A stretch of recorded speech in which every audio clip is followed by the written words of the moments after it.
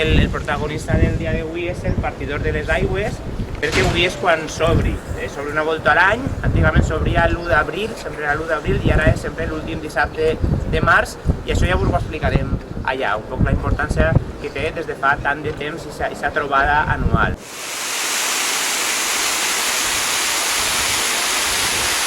Esta silleria d'ací està feta de tosca, per això es diu la sud de la Tosca.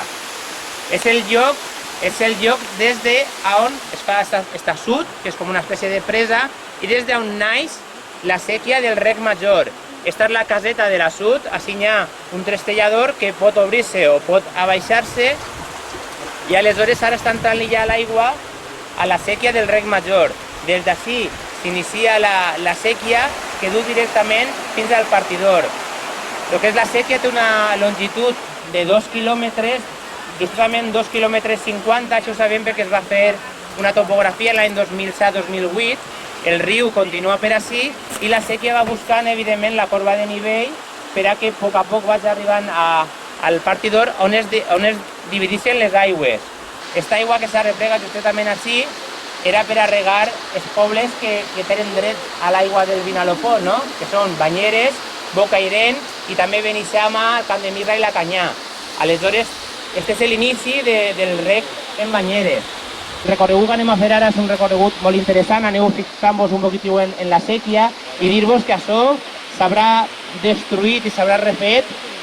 Juan Castelló parla que això s'haurà trencat i destruït més de 50 voltes. Als pobles més avall si s'interessava que hi haguera més aigua per el riu.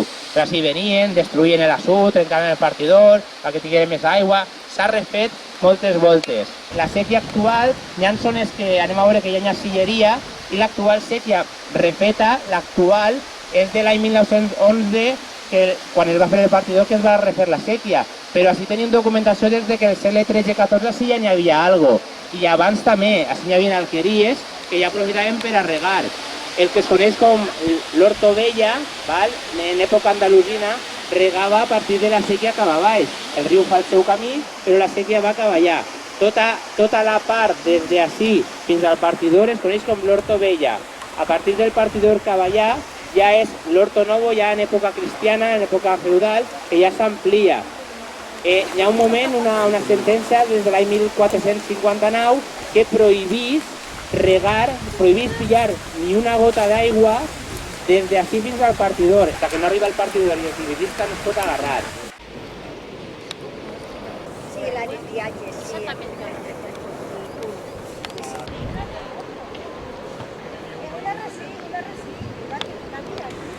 L'actual partidor de les aigües és de l'any 1911 i el va construir un enginyer d'Alacant que li diem Prosper Lafarga, i ell va idear un positiu i ser repartiment d'aigües que el tenim així des de temps immemorial.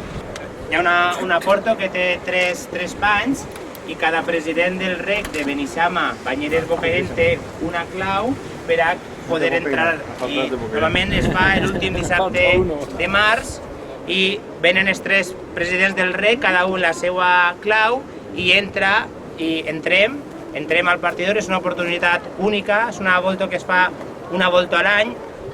Actualment ho fem l'últim dissabte de març i antigament es feia l'1 d'abril. L'1 d'abril era quan s'ajuntaven les tres comunitats de regant, veníem així, obrim i entrem dins. Per a què es fa aquesta obertura anual? Per a poder entrar i comprovar que tot estiga correcte, que les aigües vagin on pertoca i netejar. És una oportunitat per a netejar. Com va? Nos olvida siempre la fuerza todo. ¿Vamos a meter a otro en el uno o qué? Ahora después pillan, que no lleve.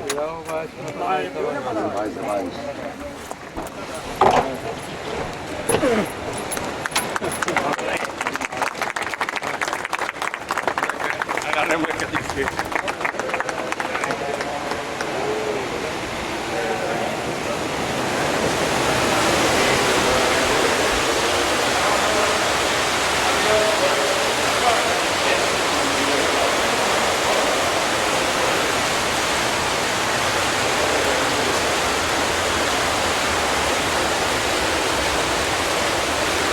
I bueno, el partidor simplement el que fa és partir les aigües. L'aigua entra per la sèquia del rec que hem vist i ara veurem que a la part de baix es divideix en dos sèquies, no? Una sèquia és la que continua i compartim Banyeres i Bocairent, rega Banyeres i rega Bocairent, i això és com una, i l'altra sèquia és la que torna al riu, que és la que li correspon a Beneixama, la canyada del Camp de Mirra, antigament Biar.